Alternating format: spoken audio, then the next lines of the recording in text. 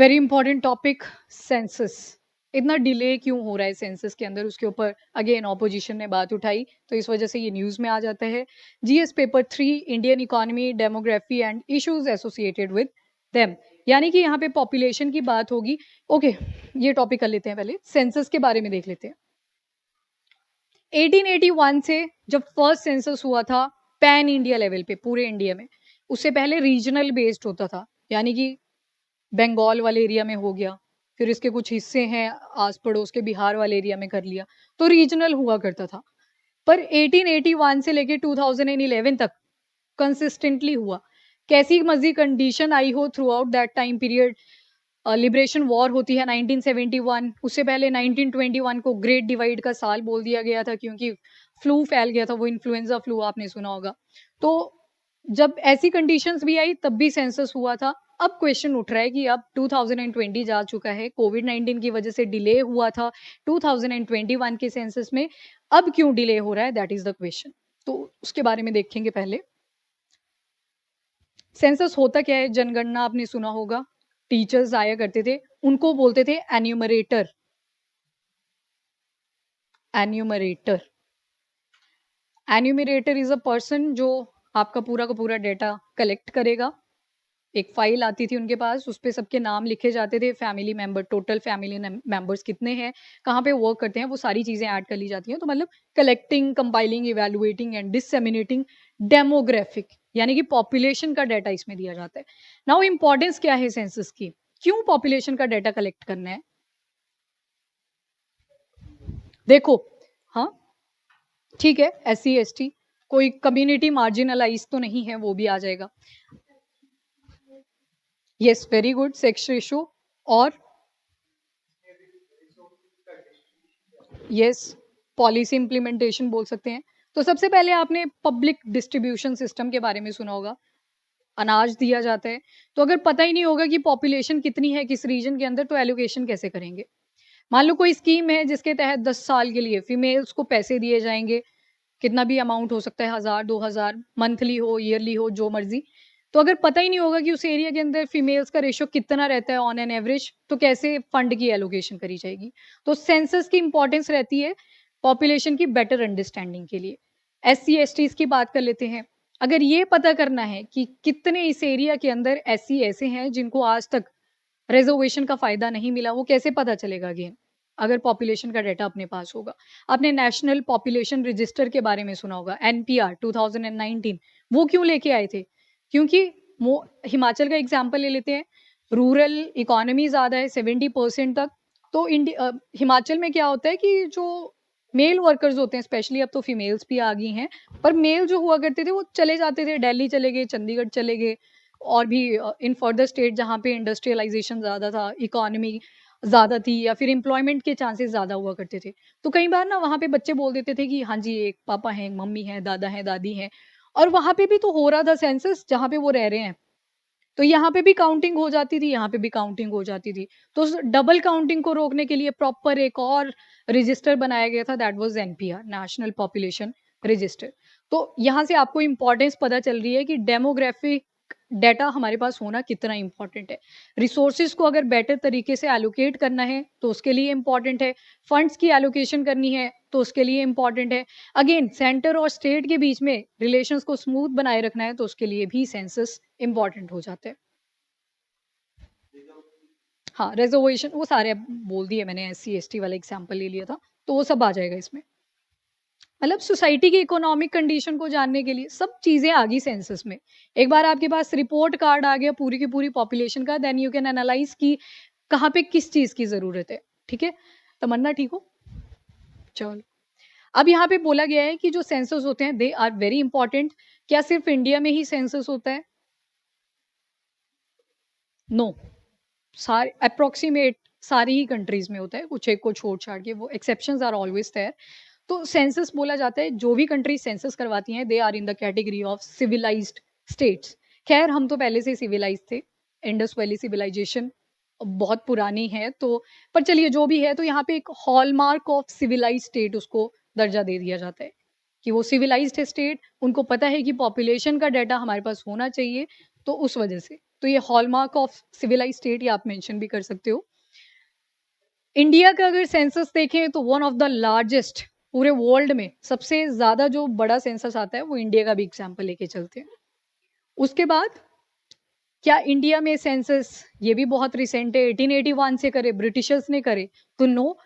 ऋग्वेदा के अंदर भी मेंशन है अबाउट द सेंसस। वो लोग भी पॉपुलेशन का पूरा काउंट रखा करते थे। ऋग्वेदा जो बुक है यूनेस्को की श्रेणी में आती है, वो रखा है उसको, रखा हुआ है ऋग्वेदा। तो ऋग्वेदा के अंदर बताया गया है कि 800 टू 600 बीसीई का डाटा दे रखा है जहां पे पॉपुलेशन का काउंट किया जाता था। सेकंड, अर्थशास्त्र बाय कौटिल्य, जिनको आप विष्णुगुप्त भी बोलते हो, चाणक्य भी बोलते हो। तो उनकी जो बुक है अर्थशास्त्र, क्योंकि इनकी टैक्सेशन की पॉलिसी बहुत अच्छी थी, तो इसके लिए उनको पता तो होना चाहिए ना कि पॉपुलेशन कितनी है। तो अर्थशास्त्र में भी मेंशन है अबाउट द पॉपुलेशन काउंट। तो यहाँ पे भी सेंसस होता था। डायरेक्ट वर्ड सेंसस नहीं मिलेगा, पर पॉपुलेशन की काउंटिंग तो हो रही है, एविडेंसेस तो मिल रहे हैं। तो अर्थशास्त्र भी आ गया। ये दो एग्जाम्पल आपके एंशियंट हिस्ट्री से आ गए। तो जब भी कल को आपको सेंसस के बारे में आंसर लिखने को आ जाए, बहुत अच्छा आंसर बन सकता है। शुरू से शुरू करो, एंशियंट हिस्ट्री में चले जाओ, पेलियोलिथिक में तो नहीं जाएंगे, पर आईवीसी से शुरू करो कि क्या मैं वहां से कोई पॉइंट उठा सकता हूँ, उठा सकती हूँ रिस्पेक्टिवली। देन चलते हैं मेडिवल पीरियड में। एक बुक है एन ए अकबरी, किसने लिखी थी? यस, तो इन्होंने ये जो बुक लिखी थी about the administration of Akbar, कि क्या क्या एडमिनिस्ट्रेटिव पॉलिसीज अकबर ने इंप्लीमेंट करी थी जिसकी वजह से इतना ज्यादा एक्सपांड होता है, तो उसमें भी हमें किस चीज के बारे में मिलता है? पॉपुलेशन काउंट के बारे में। उनको पूरा पता होता था कि इस एरिया में ऐसी पॉपुलेशन रहती है, इनके लिए क्या बेटर चीजें हम कर सकते हैं। तो ये इंफॉर्मेशन हमें कहाँ से मिल गई? एन ए अकबरी से। तो ये तो हो गया मेडिवल टाइम पीरियड का। फिर लेटर मुगल्स आए तो थोड़ा पीरियड ऑफ इंस्टेबिलिटी आप देखते हो। फिर ब्रिटिशर्स आ गए थे। ब्रिटिशर्स जब आते हैं तो इनकी लाइफ को इंडिया के अंदर दो फेजेस में डिवाइड किया गया। एक टाइम पीरियड था 1757 से लेके 1857, रिवोल्ट हो जाता है फिर यहाँ पे। एंड दूसरा फेज शुरू होता है इनका 1858 से लेके 1947, तकरीबन 90 इयर्स। तो ये दो फेजेस में हम देखते हैं। तो इन्होंने सेंसस करवाना इंडिया के अंदर शुरू करवा दिया था। क्यों? क्योंकि उनको इंडिया की पॉपुलेशन की अभी अंडरस्टैंडिंग नहीं थी। इनके हिसाब से तो अभी यही चल रहा था कि इनको सिविलाइज करना है एंड ऑल, मतलब वो इंफीरियर कॉम्प्लेक्स सा चल रहा था। पर दे रियलाइज्ड कि अगर पॉपुलेशन को अच्छे से कंट्रोल करना है तो हमें सेंसस करवाने पड़ेंगे। इन्होंने पूरे इंडिया के सेंसस नहीं करवाए थे, मतलब कंट्री के पूरे एक साथ नहीं हुए थे, पर कुछ छोटे छोटे रीजन्स के करवाए। जैसे पहले गए ये बनारस, इलाहाबाद गए थे, सॉरी 24 में, 1824 इलाहाबाद आ गया आपका यहाँ पे, यहाँ चले गए 1824। तो फर्स्ट सेंसस जो रीजन के बेसिस पे या स्टेट के बेसिस पे हुए वो हुए थे इलाहाबाद के अंदर। फिर ये फर्दर और यहाँ से गए बनारस की तरफ, यूपी वाले एरिया में ही घूम रहे हैं अभी। तो 1827 से लगे करवाने एंड 1828 तक। किसने करवाए थे? तो नाम बहुत इंपॉर्टेंट है, जेम्स प्रिंसेप। ये वही जेम्स प्रिंसेप है जिन्होंने अशोका के एडिक्ट्स को डिसाइफर किया था। पता नहीं था ना कि अशोका ने क्या लिखा हुआ है वो एडिक्ट्स के ऊपर, तो इन्होंने डिसाइफर किया था, जेम्स प्रिंसेप। तो सेंसस के लिए भी यही जाने जाते हैं। अगेन ये रीजनल सेंसस हो रहे हैं अभी, ठीक है, नहीं तो कंसिस्टेंटली तो हुए नहीं। आप सोचोगे 1824 से शुरू हुए एंड बोला जा रहा है 2011 तक कंसिस्टेंटली हुए। यहाँ पे तो चेंजेस आ गए ना, 10-10 साल के गैप पे कहाँ है। तो ये रीजन के बेसिस पे थे। एंड फिर करवाया गया पूरे इंडियन सिटीज को एक साथ 1830 के आसपास हेनरी वॉल्टर के द्वारा। इंडियन सिटी को करवाया गया, अभी पूरे इंडिया को नहीं, इंडियन सिटी वो थी ढाका, बांग्लादेश आज के टाइम पीरियड का। एंड उस टाइम पे बंगाल वाले एरिया में काउंट हुआ करता था। 1830 में ये करवाया। फिर एक और करवाया इन्होंने इंडियन सिटी का ही, ये करवाया गया था फोर्ट सेंट जॉर्ज के द्वारा 1836 टू 37। आपने सारे नहीं याद रखने, एक पहला याद रख लेना एटलीस्ट। एंड बहुत सारे सेंसस ऐसे किए गए, वन बाय वन, एक स्टेट दूसरी स्टेट चलता गया ये कारवा। उसके बाद ये थे रीजनल बेसिस पे, छोटी छोटी स्टेट्स, छोटी छोटी सिटीज को उठाया इन लोगों ने। उसके बाद हुए 10-10 साल के गैप पे। पहला होता है 1881। यहाँ पे बेस क्या रखा गया कि किस बेसिस पे हम सेंसस करेंगे? एक तो इनका था कि हम सोसाइटी को बेटर अंडरस्टैंड करेंगे, दूसरा उनकी इकोनॉमिक कंडीशन कैसी है, ठीक है, ब्रिटिशर्स ने इंडिया की जो इकोनॉमी थी उसको अपने हिसाब से चलाना शुरू कर दिया था। ट्रेडिशनल इकोनॉमिकल सिस्टम डिफरेंट हुआ करता था। तो इन्होंने देखा कि सोसाइटी कैसी है एंड दूसरा इकोनॉमिक एस्पेक्ट्स देखे, उसके बेसिस पे किया उन्होंने फर्स्ट सेंसस इन 1881। पर कौन कौन से एरियाज इंक्लूडेड नहीं थे वो याद रख लीजिएगा। कश्मीर नहीं था, फ्रेंच की कुछ कॉलोनीज एंड पोर्टुगीज की कुछ कॉलोनीज, माहे आ गया, कराईकल सुनते हो ना आप, वो एरिया, पौंडीचेरी आ गया, या क्या है, Yanam. These are the 4 French territories. चलो एनीवेज, और पोर्टुगीज की जो कॉलोनीज थी यहाँ पे नहीं हुआ था, बाकी सारी जगह पे हुआ था। ये था फर्स्ट सेंसस। फर्स्ट सेंसस का ईयर इंपॉर्टेंट है 1881। नाउ 10 साल के बाद अगला आएगा 1891 आ गया। इसका भी बेस सेम ही था जैसे 1881 में हुआ। एंड इन्होंने क्या किया था, जो बर्मा वाला एरिया आज का Myanmar and Kashmir and Sikkim, in parts को भी इंक्लूड किया। मतलब इन्होंने ट्राई करी कि पूरे के पूरे इंडिया को हम कवर अप कर सके। That was the second census. सारे नहीं पढ़ने हैं, रिलैक्स। फिर आया थर्ड सेंसस 1901। नॉर्थ वेस्ट में ये थोड़ा शिफ्ट कर जाते हैं। नॉर्थ वेस्ट यहाँ पे पाकिस्तान वाले एरियाज में चले जाते हैं। बलोचिस्तान आ गया, राजस्थान का राजपुताना वाला एरिया आ गया। अंडमान एंड निकोबार आइलैंड्स को कवर अप करने की ट्राई करी। बर्मा वगैरह दोबारा से इसमें कवर किए, और जो कश्मीर के कुछ पिछड़े हुए इलाके बच गए थे उनको भी कवर किया। ठीक है, that was the third census. अब यहाँ पे सारे नहीं याद करने आपने। 1911 का स्पेशल केस है। यहाँ पे पॉपुलेशन काफी डिक्लाइन कर रही थी। 1911 0.31% डिक्रीज कर चुकी थी। फिर आता है फ्लू पेंडेमिक ऑफ 1918, जिसकी वजह से 1921 में जो सेंसस होने थे उस पर इम्पैक्ट आना था। तो उसको बोलते हैं ग्रेट डिवाइड। ये इन्फ्लुएंजा फ्लू फैला था, बर्ड्स वगैरह में भी फैल जाता है, ह्यूमंस में भी पॉसिबिलिटी रहती है कंजप्शन के बाद। तो इसको बोला था ग्रेट डिवाइड। तो इसका भी थोड़ा सा इंपॉर्टेंस है 1921। फिर 1971 में भी हुआ था। उस टाइम पे क्या था, Bangladesh liberation war, but still वो हो चुका था उस टाइम पे सेंसस जो होना था 1971 का। तो यहाँ पे ये चीज बताई गई है कि इतनी कॉन्टिन्यूटी में हमने सेंसस किए हैं थ्रू आउट इंडिया, अगर पास्ट में देखें तो। इसी वजह से ऑपोजिशन का अगेन क्वेश्चन आता है कि अब इतना डिले क्यों हो रहा है। 2011 में जो लास्ट सेंसस हुआ है, 15th सेंसस जो था वो था 2011 का। हमारी जितनी भी पॉलिसीज हैं, जितनी भी स्कीम्स हैं, वो सारी किसके बेसिस पे चली हुई हैं, 2011। ऑल्दो अब हमारा रैंक भी फर्स्ट आ चुका है, बट स्टिल हम किसके ऊपर फोकस करते हैं अभी, 2011। तो 2011 सेंसस के देख लो क्या क्या इंपॉर्टेंस थी। 2011 का जब सेंसस हुआ तो हमें पता चला about EAG, empowered action group states. इसमें कुछ स्टेट्स आती थी जो एक टाइम पे बहुत फ्लरिश कर रही थी, जैसे यूपी वाला एरिया आ गया। यूनाइटेड प्रोविंस था ना पहले, उसी से निकल के आया था उत्तराखंड।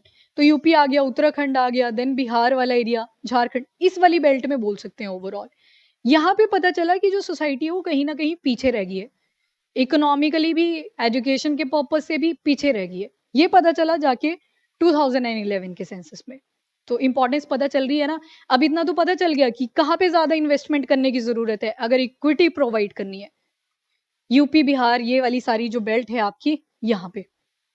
ठीक है, एम्पावर्ड एक्शन ग्रुप क्या होते हैं, जो अंडर डेवलप रह जाते हैं। इनकी टर्म्स जो आप पढ़ते रहते हो, सोसाइटी आ गया, इकोनॉमी आ गया, पढ़ाई लिखाई आ गई, वो सारे फैक्टर्स यहाँ पे इन्वॉल्व होते हैं।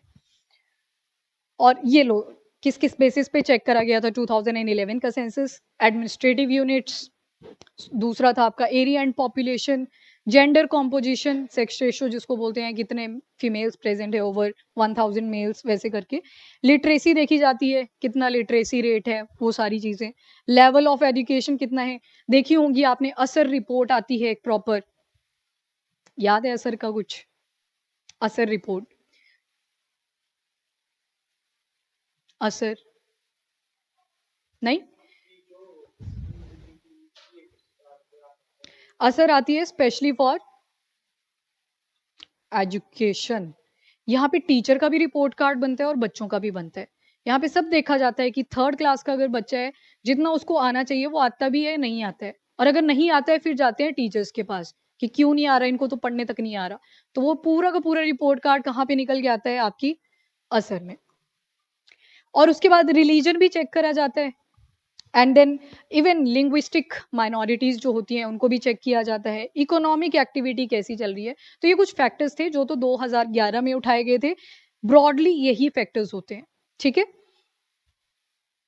अब 2011 के सेंसस से एक और चीज पता चली about the TFR, total fertility rate, कि एक वुमेन जो है वो कितने बच्चे प्रोड्यूस करने की क्षमता रखती है। अभी जो टोटल फर्टिलिटी रेट है वो कितना है? 2.1, पर है हमें श्योरिटी की 2.0 पे भी आ ही जाएगा, 2.1। तो यहां से पता चला अबाउट द TFR कि जो हमारा टोटल फर्टिलिटी रेट है वो डिक्रीज कर रहा है, रैपिडली डिक्रीज कर रहा है। ये हमें 2011 के सेंसस से पता चला था। उसके बाद 2011 के सेंसस से हमें एक और चीज पता चली। बोला जाता है कि जो डाइवोर्स के रेट्स होते हैं वो अर्बन एरियाज में ज्यादा होते हैं, पर 2011 का जब सेंसस किया गया उसमें देखा गया कि रूरल हो चाहे अर्बन एरिया हो, अप्रोक्सीमेट इक्वल है वैल्यूज। 0.89% अर्बन एरियाज में मिल जाएंगे एंड 0.82% रूरल एरियाज में मिल जाएंगे। तो ये जो एक मिथ था कि अर्बन एरियाज में ज्यादा आएगी रेशियो, वैसा कुछ नहीं हुआ, बराबर था, ऑलमोस्ट बराबर। ठीक है, तो ये भी 2011 के सेंसस से पता चला था। फिर आता है 16th सेंसस जो कि 2021 में होना था पर हुआ नहीं। ठीक है, और ये था इसका कि फर्स्ट डिजिटल सेंसस। जैसे बजट में आपने देखा होगा अब आईपैड लेके आते हैं, पहले एक बुक हुआ करती थी प्रॉपर, तो अब क्या था इस बार फर्स्ट डिजिटल सेंसस था ये। पर जस्ट बिकॉज कोविड-19 आ गया और उसकी वजह से कंट्री ज्यादा इन्फ्लुएंस तो नहीं बोलेंगे, इम्पैक्ट हो गया उसका, तो ये 2021 में नहीं हुआ।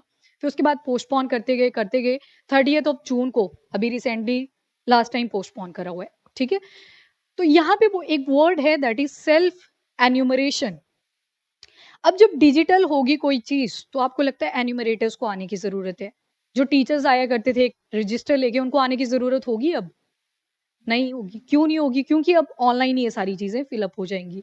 एक एक फॉर्म पकड़ा दिया जाएगा पर फैमिली के हिसाब से ऑनलाइन, एक ही फैमिली मेंबर उसको भर देगा कि क्या क्या डिटेलिंग्स है आपके घर की। तो ये सारा डिजिटलाइज्ड डिसाइड हुआ था जो 2021 का सेंसस था।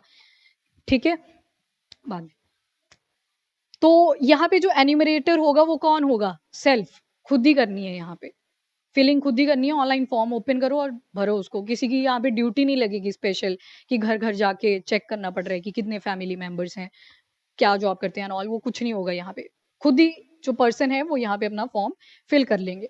डन? अरे डन।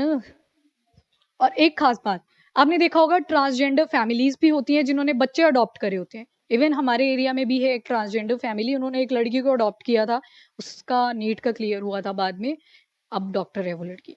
तो इवन उनको भी इंक्लूड करा गया है। कैसे पता चलता है? पहले सिर्फ मेल एंड फीमेल की बात होती थी, इस बार इनकी भी बात करी गई है फॉर्म के अंदर। Not only male and female but transgenders के लिए भी बॉक्स मिलेगा प्रॉपर कि किस जेंडर से आप बिलोंग करते हो। ठीक है, तो ये भी एक अच्छा पॉइंट है जो 2021 में डिसाइड हुआ था। चलिए खैर, ये तो पुरानी चीजें लिखी हैं कि कैसे 1865 ऑनवर्ड चलते गए ये सेंसस एंड ऑल। 1824 में आपने देखा इलाहाबाद में हुए, फिर चलती गई। 1881 में आपने देखा, 2011 तक कंसिस्टेंट वे से चलता गया सेंसस, एंड देन कोविड-19 आ गया जिसकी वजह से रुक गया। तो यहाँ भी इंटेंशन तो नहीं थे कि सेंसस नहीं होगा, तो ये भी नहीं बोल सकते क्योंकि यहाँ पे पूरा डिसाइडेड था कि कैसे 2021 का सेंसस कंडक्ट किया जाएगा। और जो लास्ट हुआ है अपना वो है 15th। कई बार प्रीलिम्स में ऐसी लाइन भी देखने को मिल जाती है 15th था कि 16 था, और इजी क्वेश्चन भी गलत हो जाता है, तो याद रखिएगा दैट वाज 15th। तो जो भी अब रिसेंट होगा वो रहेगा आपका 16th। तो पेंडेमिक जब हुआ था कोविड-19 का 2020 में, तो क्या सिर्फ इंडिया इम्पैक्ट हुआ था? तो नो, बाकी बहुत सारी कंट्रीज इम्पैक्ट हुई थी, पर इन्होंने अपने सेंसस करवा लिए। जैसे ही चीजें नॉर्मल हुई तो इन्होंने अपने सेंसस भी करवा दिए। ऑल्दो बीच में कुछ ऐसी कंट्रीज मिल जाएंगी जिनके सेंसस नहीं भी हुए। कैसी कंट्रीज मिलेंगी तो वो भी यहाँ पे बताया गया है, आगे देखते हैं। पर पहले देख लो कौन सेंसस कंडक्ट करवाता है। तो मिनिस्ट्री ऑफ होम अफेयर्स। कौन सा office? Registrar general and census commissioner. Census act of 1948 आता है जिसके तहत बोला जाता है कि जो भी डाटा कलेक्ट होगा उसको कॉन्फिडेंशियल रखा जाएगा। जितनी रिक्वायरमेंट है पॉलिसी और स्कीम इंप्लीमेंट करने के लिए बस उतना सा डाटा रिवील कर दिया जाता है, नंबर्स बता दिए जाते हैं इन शॉर्ट। ठीक है, इतना प्राइवेट रखा जाता है उसको कि इवन लीगल सिस्टम के टाइम पे भी कोई उसको एक्सेस नहीं कर सकता। कोई कोर्ट कचहरी का केस है उसमें भी रिवील नहीं किया जाता। Only for one sole purpose, जो आपने कुछ फीचर्स देखे कि अगर एससी एसटी का डाटा चाहिए कि कितने लोग वहाँ पे मार्जिनलाइज्ड हैं, तो वो चीज़ चेक करने के लिए। दूसरा, कोई पॉलिसी, कोई ऐसी फूड रिलेटेड स्कीम है, उसको इम्प्लीमेंट करना है, तो कितना अनाज जाएगा, वो चीज़ चेक करने के लिए। एंड कोई स्कीम है जिसमें पैसे दिए जाएंगे पर्टिकुलर जेंडर को, तो कितना फंड एलोकेशन करना है, तो उसके लिए। इतनी ही चीज़ें यहाँ पे बताई जाती हैं। नाउ कॉन्स्टिट्यूशन के अंदर भी प्रोविजन है, आर्टिकल नंबर 246। उसके अलावा 69 जो एंट्री लिस्ट होती है ना आपके शेड्यूल्स के अंदर, टोटल शेड्यूल कितने हैं? 12। शेड्यूल नंबर 7 क्या कहता है? डेवोल्यूशन ऑफ पावर, यही बोलता है ना। Union list, state list, concurrent list, वो सारी चीजें आ जाती हैं। तो जो आपका सेंसस है that is the part of union list in schedule 7। और अगर एंट्री लिस्ट पूछ ली जाए तो 69 है। इतना डिटेल में नहीं पूछते, पर क्या पता होता है, फिर भी ध्यान रखना इसको। 69। उसके बाद what is the purpose of census? I think ये क्लियर है अब, कि पढ़ने की जरूरत है दोबारा से। क्लियर है ना? पॉपुलेशन का पूरा एक रिपोर्ट कार्ड आ गया अपने पास। फिर कोई भी पॉलिसी को इम्प्लीमेंट करना है तो वो थोड़ा इजी तरीके से हो सकती है। तो ये that was the purpose of census. अब ये थोड़ा सा डाटा है जो कि आपको पता होना चाहिए। आउट ऑफ 233 कंट्रीज, 233 कंट्री में से 44 कंट्रीज ऐसी हैं जिन्होंने सेंसस नहीं करवाया, और इंडिया भी उस कैटेगरी में आया है। थोड़ा सा नेगेटिव इमेज शो कर रहा है ना ये। 233 कंट्रीज में से 44 कंट्रीज ऐसी हैं जिन्होंने सेंसस नहीं करवाया। और वो कौन कौन सी कंट्रीज हैं? वहां पे किसी ना किसी रीजन की वजह से इंस्टेबिलिटी है। मे बी वहां पे मिलिट्री कू चल रहा है, ठीक है, टेररिज्म ज्यादा है, या फिर वो कंट्री ऑलरेडी पॉवर्टी से बहुत ज्यादा सफर कर रही है। तो इन शॉर्ट, डिस्टर्ब सी कंट्रीज जो होंगी सोसाइटी के पर्पज से, इकोनॉमी के पर्पज से, कहीं ना कहीं आपको वीकनेस दिख रही होगी, तो उसमें इंडिया को भी इंक्लूड कर दिया। यूक्रेन में भी सेंसस नहीं हुआ क्योंकि वॉर चल रही है ऑलरेडी। एंड श्रीलंका आ गया, सब सहारन अफ्रीका आ गया, अफगानिस्तान, म्यांमार, येमेन, सीरिया। कहीं ना कहीं आप नोटिस करोगे मिलिट्री कू वाली कंट्री है, अनस्टेबिलिटी वाली कंट्रीज दिखेंगी। तो इस वजह से थोड़ी सी ये नेगेटिव इमेज आ चुकी है, तो तभी बोला गया। Now extension of census deadline तो बहुत बार कर चुके हैं हम, रिसेंटली अभी 30th ऑफ जून को हुआ था। अब इसमें क्या किया जाता है, जब सेंसस होते हैं ना, तो माइग्रेशन वगैरह रोक दी जाती है। इवन माइग्रेशन का डाटा भी आप सेंसस के डाटा से पहचान सकते हो कि कितनी माइग्रेशन हुई है from one state to another state, या फिर स्टेट से किसी कंट्री के अंदर माइग्रेशन का भी पता चल जाता है। तो क्या किया जाता है, जैसे यहाँ पे हिमाचल प्रदेश कंसीडर कर लेते हैं, इस तरफ पंजाब, माइग्रेशन रोक दी जाती है। जिस दिन सेंसस कंडक्ट करना होता है उस दिन यहाँ पे फ्रीजिंग कर दी जाती है बॉर्डर एरियाज में, ताकि किसी की डबल काउंटिंग ना हो। तो फ्रीजिंग करनी पड़ती है जिस दिन सेंसस होना होता है। एंड फ्रीजिंग का एक और मतलब है, कई बार बॉर्डर चेंज करने पड़ जाते हैं स्टेट्स के, कॉन्फ्लिक्ट्स होते हैं, मान लो कोई कॉन्फ्लिक्ट सॉल्व हो जाता है एंड वहां पे स्टेट का एरिया चेंज करना था, इंक्रीज करना था। कंसीडर एन एग्जाम्पल, नहीं ये कॉन्ट्रोवर्शियल एग्जाम्पल हो जाएगा। कोई स्टेट पी है यहाँ पे, कल को बोल दिया गया ये इंडिया का पार्ट था, अब यहाँ पे ये बॉर्डर चेंज करना पड़ेगा, तो ये भी नहीं करा जाता ड्यूरिंग द सेंसस, क्योंकि पूरी की पूरी डेमोग्राफी चेंज हो जाएगी। ठीक है, सो ये एडमिनिस्ट्रेटिव फ्रीजिंग बोलते हैं इसको, बाउंड्रीज की फ्रीजिंग कर दी जाती है। ठीक है, व्हाट कुड बी, अच्छा डिले के पीछे क्या क्या रीजंस हो सकते हैं? एक तो कास्ट एन्यूमरेशन के एग्जाम्पल लिया हुआ है। अब यहाँ पे बोला गया 2011 में भी कास्ट का सेंसस करा गया था, मतलब कास्ट कितनी है वो सारी इंक्लूड करी गई, पर वहां पे एक एरर देखा गया। यादव सुना होगा आपने एक सरनेम, कई लोगों ने ना उसकी स्पेलिंग्स ही गलत लिखवा दी। जैसे कईयों ने यादव ही लिखा था, कईयों ने यादव्स लिखा था, और कईयों ने एस की जगह पे जे लगा दिए थे, एंड सो ऑन। स्पेलिंग्स में बड़ी ज्यादा एरर थे। अब बोला गया कि कई बार दो नाम सेम भी हो सकते हैं, कई सरनेम होते हैं ना सिनोनिम से लगते हैं पर डिफरेंट होते हैं। अब बोला गया यहाँ से डाटा में एरर आ गया जो कास्ट बेसिस पे था। तो यहाँ पे बोला गया है कि अब हमें प्रॉपर सर्वे करना पड़ेगा, जितनी भी कास्ट एग्जिस्ट करती हैं, तो वो डिजिटलाइज नहीं हो पाएगा दोबारा से। आ गया ना नेगेटिव इम्पैक्ट। तो एक रीजन तो ये दे दिया गया है, कंसर्न्स ओवर कास्ट एन्यूमरेशन। और दूसरा बोला गया कि कईयों ने अपने जॉब्स के जो प्रोफाइल थे वही गलत भर दिए थे, कईयों ने ऐसे ही बोल दिया रैंडम की टीचर है। होता नहीं है, जैसे कोई सर्वे लेने भी आते हैं तो मजाक मजाक में बोल देते हैं कि हम तो ये करते हैं, जबकि नहीं कर रहे होते वो चीजें। तो डाटा में यहाँ पे बहुत सारे एरर्स देखने को मिले, तो वो भी एक कंसर्न बताया गया था। उसके बाद socio economic and caste census of 2011, हाँ ये वही एग्जाम्पल है यादव्स वाला, यहाँ पे लिखा होगा, ये लिखा है सारा। मिस स्पेलिंग की वजह से ये जो है एरर आया था। तो डाटा कलेक्शन ठीक से नहीं हो पाई थी इस एरिया में। तो अब बोला गया है थोड़े से यहाँ पे रिगरस तरीके से हमें पहले चेक करना पड़ेगा कि क्या कौन-कौन सी कास्ट एग्ज़िस्ट करती हैं, कौन-कौन से सरनेम्स हैं, ताकि ऐसा एरर दोबारा से ना आए। और अगर सेंसस को हम डिले करते हैं तो उसके क्या-क्या इम्पैक्ट हो सकते हैं? तो जो पॉजिटिव पड़े वही नेगेटिव में आ जाएँगे। First impact on policy making. कोई नई स्कीम लेके आनी है तो उसकी बेटर तरीके से इम्प्लीमेंटेशन नहीं होगी अगर आपको आइडिया ही नहीं है, प्रोफाइल का पता ही नहीं है, डेमोग्राफिक प्रोफाइल का पता ही नहीं है। एग्जाम्पल आप नेशनल फूड सिक्योरिटी एक्ट का ले सकते हो, जो मर्जी एक्ट का एग्जाम्पल ले सकते हो जिसकी इम्प्लीमेंटेशन प्रैक्टिकली करनी है। Then impact on federal structure, जैसे कि हमने बोला सेंटर और स्टेट के रिलेशन अगर स्मूथ बनाए रखने हैं तो अगेन सेंसस की इंपॉर्टेंस रहती है, तो ये भी कहीं ना कहीं डिस्टर्ब होगा।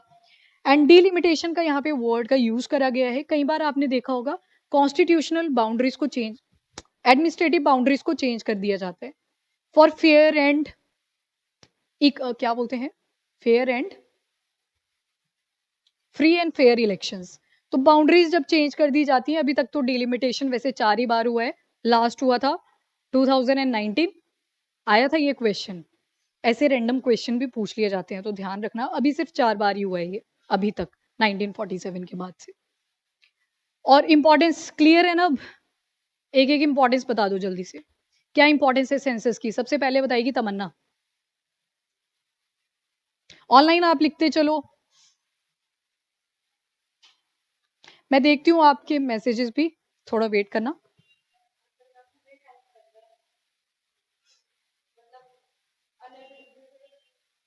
सोच लो, आराम से सोच लो।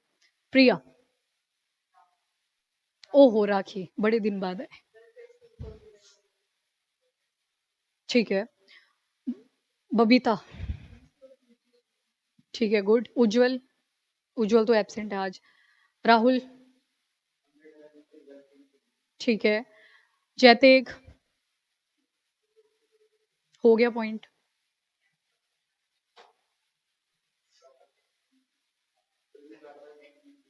ठीक है।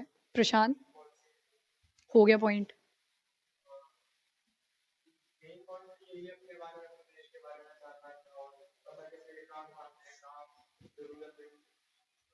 ठीक है। अजितेश, ठीक है, ये भी पता चल सकता है एम्प्लॉयड कितने हैं किसी एरिया में, अनएम्प्लॉयड अनएम्प्लॉयड रेट का पता चल जाएगा। गुड पॉइंट तमन्ना, अब बोलो।